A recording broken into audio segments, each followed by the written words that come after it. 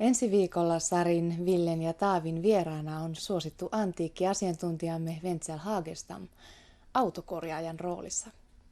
Pääroolissa työryhmän tämäniltainen valmis lyhytelokuva nähdään siis nyt alkavan uutisvuodon jälkeen kello 22.15.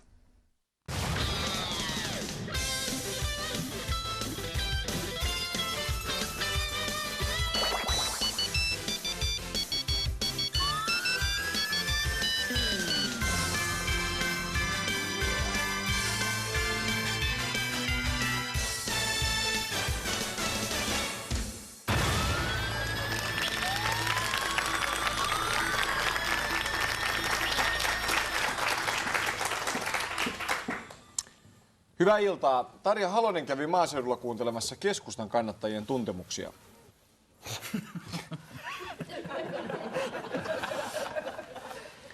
Ben Zyskowicz etsi kadonnutta ystävänsä Helsingissä. Poistui kotoa. RKP:n valtuustoryhmä ihmetteli, miksi edelleen suomenkielisten parissa elää vahvana käsitys siitä, että suomenruotsalaisilla on aina hauskaa. Niin, ja tämä oli hautajaisissa. Rovaniemen Eero Heinäluoman Jari Tervon kanssa ministeriötä kierrättää tällä viikolla kaksipäisen Kotkan varjossa-elokuvan ohjaaja Timo Koivusalo. Tervetuloa.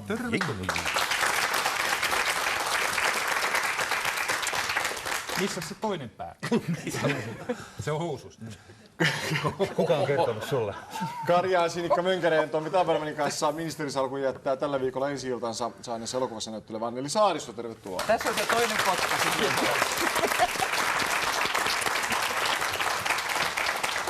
Niin se on. Minkä takia Koivusalo juuri sinut valitsi elokuvassa mukaan? Sen takia, että se toinen kotka. Mähän sanoin. Tämä on sellainen kotka, joka on hyvä kuuntelemaan. Valitettavasti taitaa mennä tässä lähetyksessä. Paremmin naiselle kotka kuin aina, että ei tipu. Ja Eero Heinäluomalta juuri saamamme faksin johdosta uutisvuodon energian turvaamiseksi olemme päättäneet kierrättää kapteenien paikkoja. Joten kapteenit Tervo ja Taberman, voitteko vaihtaa paikkoja? Ihan on samaan nimissä. Katsotaan Atle Nisi-moitinta.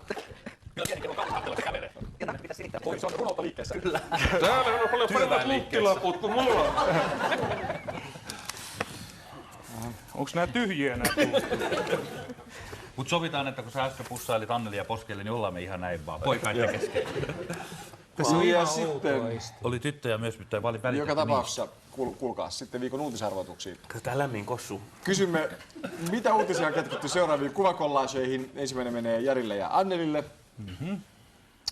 Uljas Kandolin ehdottaa etsauksen katselua Aila Aranjuurelle, mutta tästä nähdään, mikä hänellä on oikeasti päässään mielessä. Ja siitä tietysti tämmöisessä tapauksessa usein päädytään leivättömän pöydän ääreen. No, tämähän tietenkin tarkoittaa sitä ainoaa oikeudenkäyntiä, joka tässä Suomen maassa on ollut kesken viimeiset viikot. 3 nuoren murhastahan nyt ei ole syytä kovin paljon naureskella, mutta Siltä ei se tehdä. En aio tehdä sitä, mutta tästä oikeudenkäynnistä, siinä on muutamia mielenkiintoisia, jopa herkullisia piirteitä. Tässähän on, ilmaantuu todistajia sitä mukaan, kun asia etenee. Tässähän yksi todistaja odotti 23 vuotta ennen kuin tuli mieleen, että tästä voisi kertoa jollekin. Toinen todistaja odotti 45 vuotta. Tästähän päässään nyt kohta sellaiseen tilanteeseen, että meillä on Alibi-lehdessä kohta haastattelu, jossa todistaja kertoo, että kyllä, olin siinä rannalla, kun ohi käveli tavallisen näköinen keski-ikäinen mies kirves kädessä ja hänen nimensä oli Lalli. Kohta alkoi järveltä kuulua piispallista huutoa. Olisiko tämä pitänyt kertoa jollekin aikaisemmin? Niin, tässä kuitenkin tapahtuu sellainen asia tässä oikeudenkäynnissä. Olen kaikkien niiden juristien kanssa, joiden kanssa olen tietysti keskustellut asiasta, he sanovat, että ei tässä mitään tuomiota saada aikaiseksi. Tässä ei saada edes Christer Pettersson tuomiota aikaiseksi. Hänhän sai käräjäoikeudessa langettavan tuomion ja hovi vapautti. Tässä ei käy edes niin. Tässä käy niin, että maailmanhistorian ja maailmankaikkeudessa löytyy yksi mies, joka on todettu syyttömäksi tähän, ja se on Nils Gustafsson. Hänellä on paperit tästä asiasta. Se tulee olemaan paperit tästä asiasta. Hän ei tehnyt sitä. Esimerkiksi Tabermanilla ei ollut. Niin. Totta, missä olit Niin missä se silloin? niin? Mä luulen, että tässä on nyt kuulovirheestä kysymys. Tuossa on koko ajan luulen, miksi tämä Nils Holgersson ja kukaan Vaino ovat siellä? Nimenomaan. Tuosta tulee mieleen Kari Tapion legendaarinen tutkaan ajo, kun poliisit pysäytti. Kari Tapio sanoi tuohtuneena, että täällä rasitatte, kiusaatte viattomia ihmisiä ja Kyllikki Saarenmurhaaja juoksee vapaan. Mitä? En tiedä, säilyykö kortti. Niin, se on tietysti aina toinen koeteltu keino on se, että kun poliisi pysäyttää ja sanoo, että täällä ajettiin kovasti ylinopeutta, että paljonko sitten tienaatte, niin silloin koeteltu vastaus on tietysti siihen se, että aina sen verran, että ei tarvitse pikatien varressa ohikulkijoilta keriä. Onko toi toiminut? Älkää kokeilla. Don't try this at home. Ja Jari, sinullahan ei ole ajokorttia. Minulla on ajokortti, mutta se on hukassa. Ei se ole hukassa, se on laitoksella. Ei se niin märkä ole, että se vielä missi. Joka tapauksessa tästä oli kyse. Tästä oli.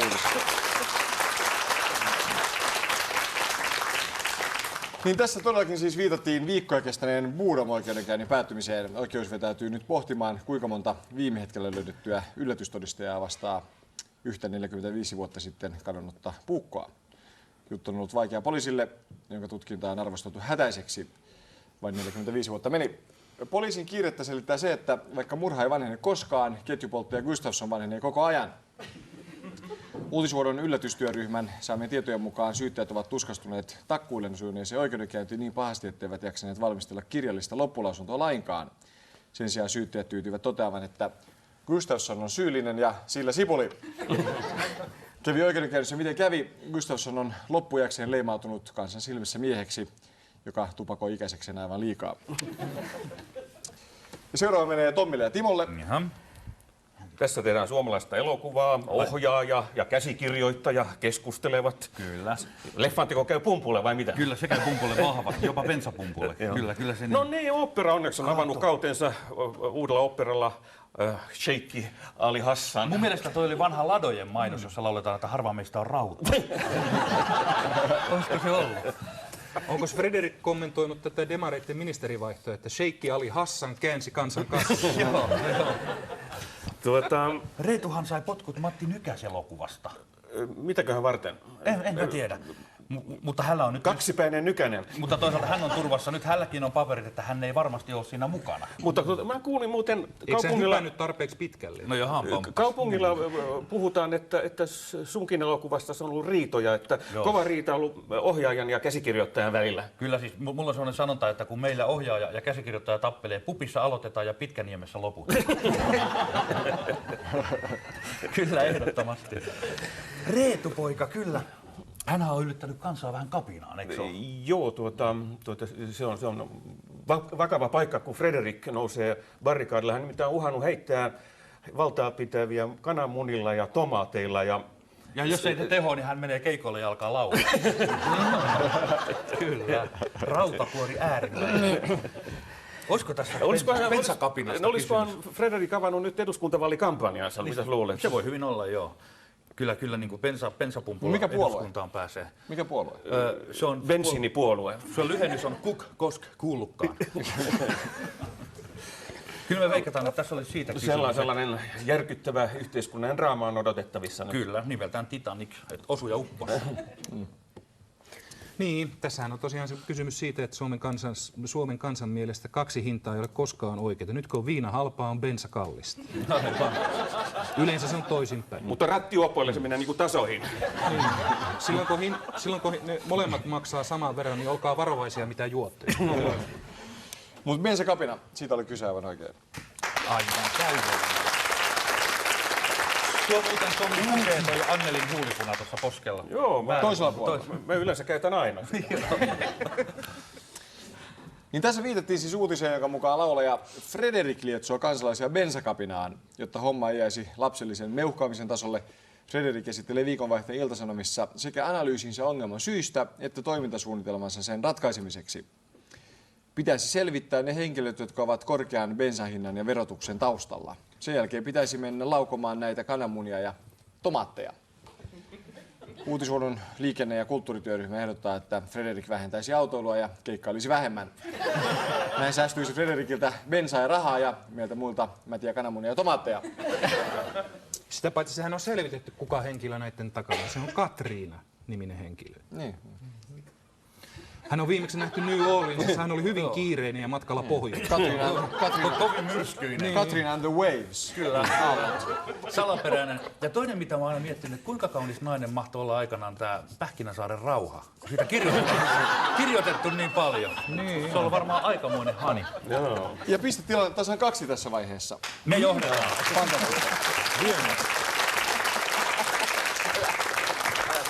Ja seuraavaksi kysymme, oletko väitteemme faktaa vai fiktiota. Ensimmäinen arvoitus menee Jarille ja Annelille.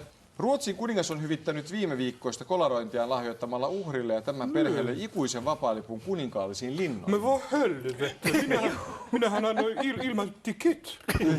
Joo, minä olen antanut kertoa itselleni, että hän töräytti siis joku perään.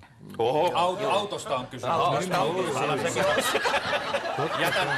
Jätä viittauksen Kalle Mäkitahnaan.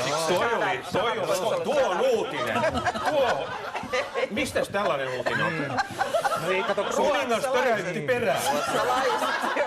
Ruotsin kuningas. No onpas. Paljon niistä on puhuttu ruotsalaisista miehistä, mutta tota en ole kuullut. Kuuntele, härkäpari ei ole pysyä housuissa. Ja se huomaa, että Joka tapauksessa siis tällaista intoa ei ole uutismuotossa vuodessa esiintynyt sitten vuoden 1998. Tämä huutaa rakkautensa perään. Joo. Mutta siis joka tapauksessa, jos hän sit lähtee tämä uhri tänne linnaan, niin kannattaa mennä jalkaisin. Miksi huutaa rakkautensa perään, miksi ei korvaa? Niin. Ehkä se kuuluu paremmin. Se on herkempi aisti. Tervetuloa älyn ja satiirin maailmaan. Yes. Ja nainen vaikenee seurakunnassa. Ei saa suun vuoroa. Ole hyvä. En mä saanut sanoa tuolla. Sanottiin, että tulee uutisvuoto, siellä on fiksua huumoria. Nimenomaan joo. Jos täällä saisi puheenvuoron, niin olisi vaara, että tästä tulisi fiksu ohjelma. Se on totta. Joo, mä edustan täällä nimenomaan. Voit laulaa. Hei, yesterday, joo. Jos saisi yesterday. All my sprinkles crumbly used to be. Toi oli hyvä.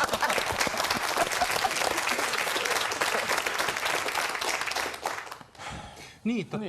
Siis eikö me olla sitä mieltä, että siis, kyllähän se lahjoitti sille sen. Kyllä se lahjoitti. Tämä on faktaa. Aivan, ja se lahjoitti vielä kaiken lisäksi kirjan, Svenska slott.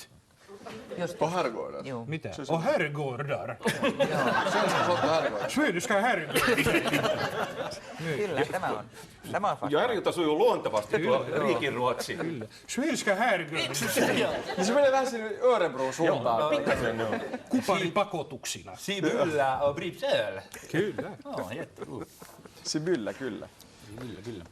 Niin, eli väite on silloin... Väitähän on tietysti... Faktaa. Se on faktaa, aivan oikein. Kyllä.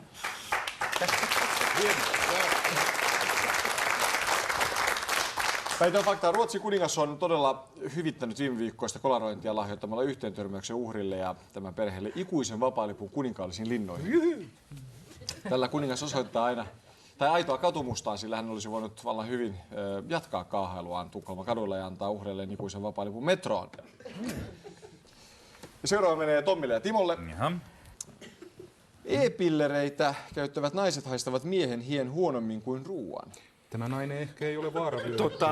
Tästä tulikin mieleeni, että mikähän veijari siellä mahtaa eduskunnassa hiippailla, kun siellä alkaa olla kaikki naiset raskaana vähitellen. Siellä hiki haisee.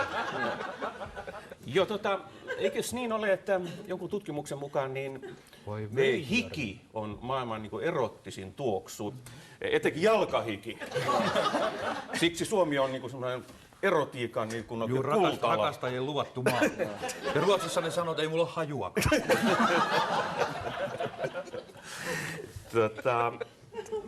Että se kyllä niin kuin, sitten kun nainen on syönyt e-pilleriä, joka tietenkin on ravintona vähän heiveröistä, niin ne monta kertaa kyllä rupeaa lihomaan. Miehetään lihoa yleensä synnytyksen jälkeen eniten. Se on muuten totta myötätunnosta. Joo, Se voi olla, että ruoan tuoksu niin kuin vetää puoleensa sitten. Pitäisikö sitä e-pilleriä pienentää, ettei naiset lihoisi? Niin. Siinä myöskin voi olla myös se, että kun kun syö niitä e-pillereitä, niin siinähän hormonaaliset jutut vaihtuu ja rinnat pienenee. En ole koskaan kokeillut. Mä voin kertoa. Kokeile vaikka. Jännä. Mielenkiintoinen kuulla. Timo, että se aiheuttaa myös taukoamatonta hölötystä. Sä oot näköjään. Englannissa on miehet mukaan nykyisin kuulemma käy rinnan pienennysleikkauksissa. Nimenomaan, niin sitten kun ne hikoilee, niin puhutaan hikilaudista. Mutta tämä on faktaa, koska se on niin, että jos nainen sortuu syömään e-pilleriä, niin sitten ei oikein hiki enää niin kuin tunnu nenässä, että vaan ruoka kutsuu. Tämä on faktaa. Mutta vanha viisaus on, että e-pilleri ei ole nuorelle naiselle se vaarallisin ja syötävä, joka pilaa koko loppuelämän. Se, joka pilaa nuoren naisen loppuelämän ruokalajista, on kuulemma hääkakku. Se on sitten sitä myöten selvä. Niin miten sitä käytetään? Pidetäänkö sitä polvien välissä? Kokeile joskus. Se on piece of cake. Se vaikuttanut yhtään kotiin. No niin. Mutta väitö joka tapauksessa. Faktaa. Se on lopullinen vastaus. Se on lopullinen. Se on faktaa. No niin. Niin väitö on siis faktaa, näin kertoo uppsalalaistutkimus. Se ei kertoisi. Tutkimuksen mukaan e-pillereitä käyttävät naiset eivät tosiaan haista miehen hikeä. Näin ollen e-pillereistä on todella hyötyä, sillä mitä vähemmän mies haisee hielle, sen todennäköisemmin hänellä käy flaksi. Toisaalta e-pillereistä Mikä tulee... on flaksi? Se ei faksi, vaan flaksi.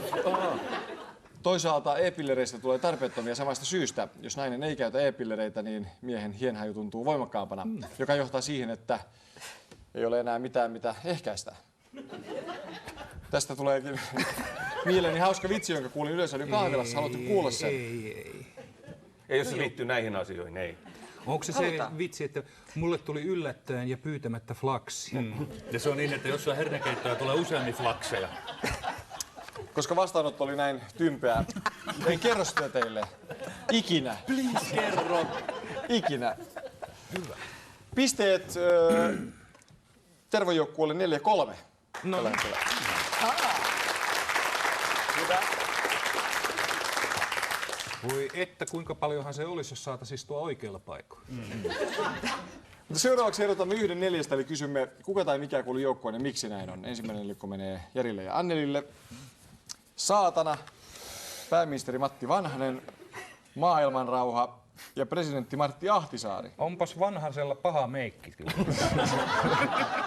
Punainen. Saatana on hyvällä tuulella tänään. Joo, sitä naurattaa. Saatana on saapunut Moskovaan nyt. Joo, tässähän on hyvin paljon mahdollisuuksia.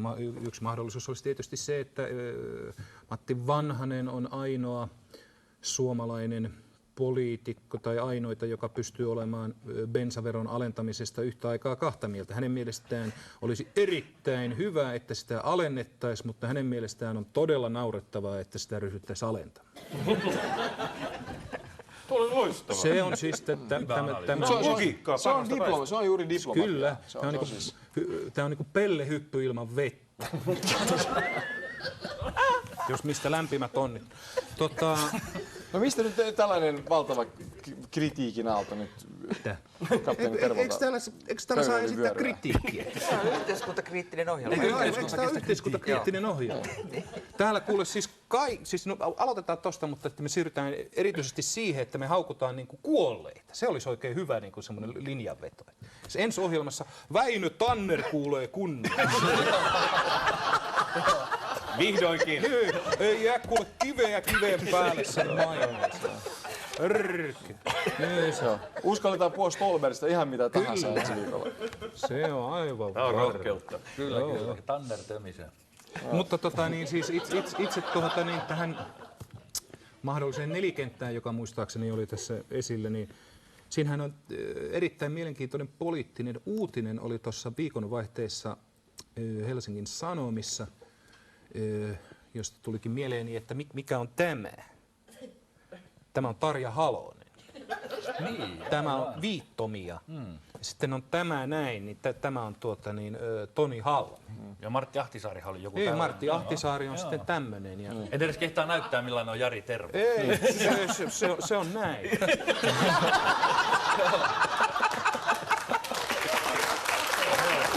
Mikä on Tommi Taavermo? Muistatko, minkälainen Tommi Taavermo? Toi on viittomakielellä kosken korva. Niin siis siellä on sitten kaikenlaisia viittomia ihmisistä. Siis Ahtisaari on siis, se menee jotenkin näin, vaappuu, sitten saatanasta on viittoma, mä en tiedä onko se niinku, onko se näin vai onko tämä viikinki ja niin poispäin. Ja maailman rauhasta on oma viittomansa, mutta pääministeri... Mikä se on? Maailman rauha? Mikä se Mitä on? se näyttää? Se on peace-merkki. Se on näin. Peace. On vai? Eikö toi ole Winston Churchill? Toi? Kaksi pitkää viskiä. Mutta pääministeri Matti Vanhasesta ei ole löydetty yhtään niin kuin, semmoista niin kuin havaittavaa persoonallista piirrettä. Miksi? Kuinka tämä on Mä en mahdollista? ymmärrä, että siis keski-ikäisestä suomalaisesta pääministeristä, joka pukeutuu harmaaseen pukuun ja käyttää silmälaseja, niin miksei hänestä löydetä mitään omaa? Niin. Tässä oli kerran me valtioneuvoston linnassa harhaili ja sitten nojasi siinä harmaaseen seinään mietteissä, niin se paljastui Matti Vanhasta. Eli pitäisi valita siis 7 seinähullua. Niin. No siis tässä on siis kaikista muista on olemassa viittoma, paitsi oma erityinen viittomansa, mutta Vanhasesta ei. Se ei kuulu joo. Se on täydellinen vastaus.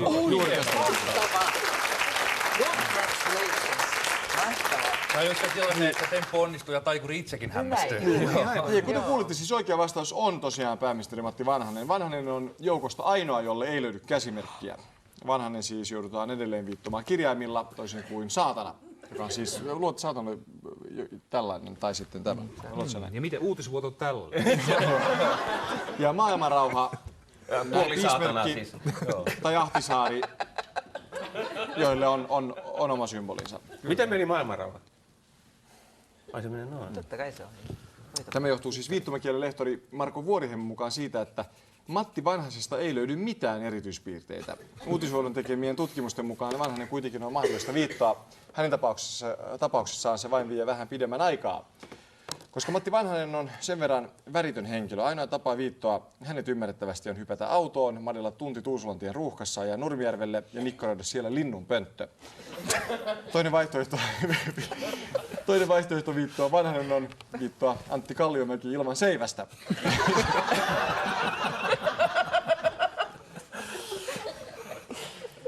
Seuraava menee Tommille ja Timolle. Britney Spears, Michael Jackson, Afganistan ja Fidel Castro. Ja mikä ei kuulu Tuossa olisi yksi linjallista tuotte. Tuossahan on vain yksi taattu lasten ystävä. Kyllä. Ja sitten tietysti näitä yhdistää se, että Michaelilla on siksi niin kimakka ääni, kun Fidelhän hänet kastroi just. No, mitä Britney Spears? Jaa. Nämä on kaikki suuria hyväntekijöitä. Fidel Castrohan viittoo just tuossa Urho Kekkosen. Joo.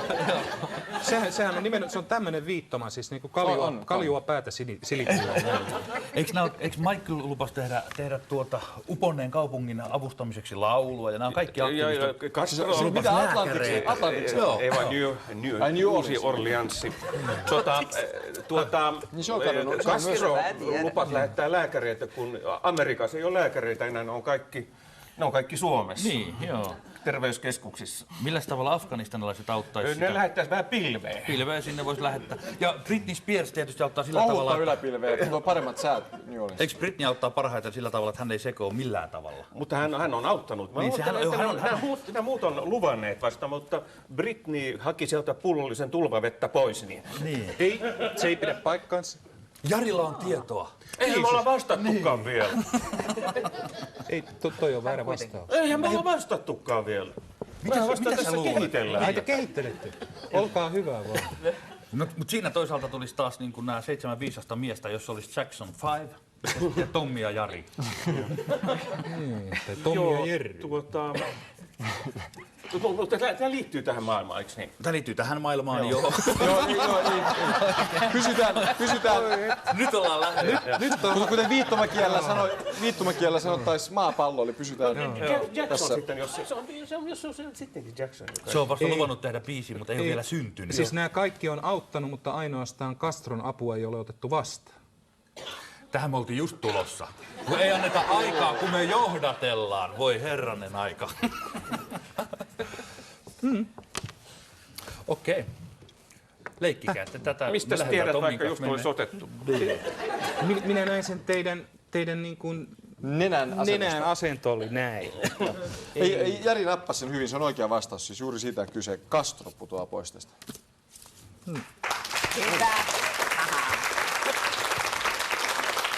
Niin oikea vastaus on siis Fidel Castro. Britney Spearsin, Michael Jacksonin ja Afganistanin apu New Orleansin pyörämyrskyn uhreille on otettu vastaan Yhdysvalloissa. Sen sijaan Kuuban johtajan Fidel Castron apua siellä ei haluta.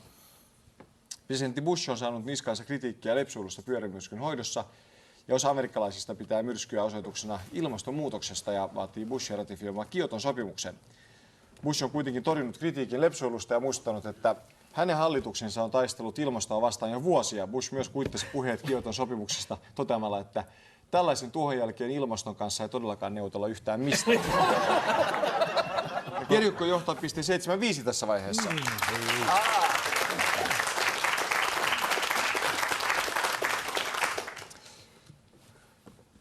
Lopuksi olemme poimineet viikon lehdistä sattuvimmat sitaatit. Kysymme nyt, ketkä ovat niiden takana. Nopein vastaan ensimmäinen tulee tässä. Asiat pulpahtavat jo suustani, vaikka osa on menossa vielä tippaleipäkäytäviä pitkin. Matti Vanhanen. Ei, Toni Värikäs. Onko tämä Marko Bjurström? ei. Tämä Vähän on tämä nyt Frederik sitten Marko kuitenkin. Bjurströmin Tää on nainen. Nainen. Ritva. Nainen. Mä pääsin pitkälle jo. Tossa on pisteen. Ritva joku, mikä kuka Ei se Ritva, teki? vaan Pirkko. Riitta. Uosukainen. Väisänen. Väisänen. No niin. Tai seuraava.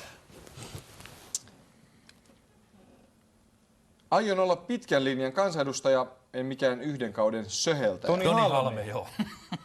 Ei. Ei vaan. Pienempi kaveri. Pienempi kaveri, no Paavo Lipponen. Oras Tynkkynen. Huomattavasti pienempi. Oras Tynkkynen, joo. Jo niin kuin nimensä perusteella paljon pienempi. Zyskowicz. No Juha Tynkkynen. Tämä oululainen, tämä Pyry. Nimensä Mikä se on? pienempi. Hei, Lyly Rajala. Lyly Rajala. Niin. Lyly Rajala. No ei se hänen nimensä Kahlu Rajala. Ei, tää ison D:n vastakohta, pikku G. Ai, Henri Vähäkaino. Tietysti, joo. No niin, Just. Niin se vähän ja pikku. se on totta. Joo. Nomen ist omen. Ja tämän viikkoisen kisan on voittanut loppumetreillä ohi ajanut Tommin ja Timon joukkue pisteen 9-8. Give me high five.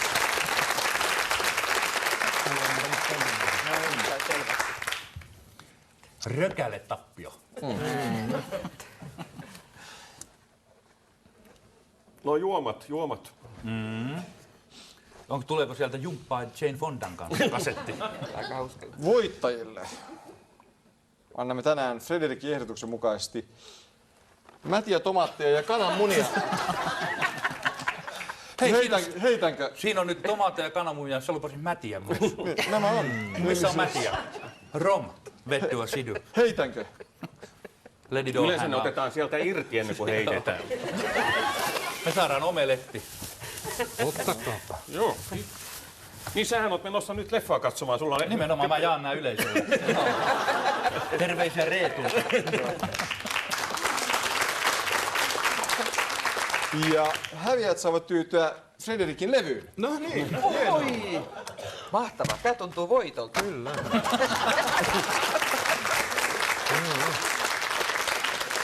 Ja vielä näin hirveästi levyjä, joo.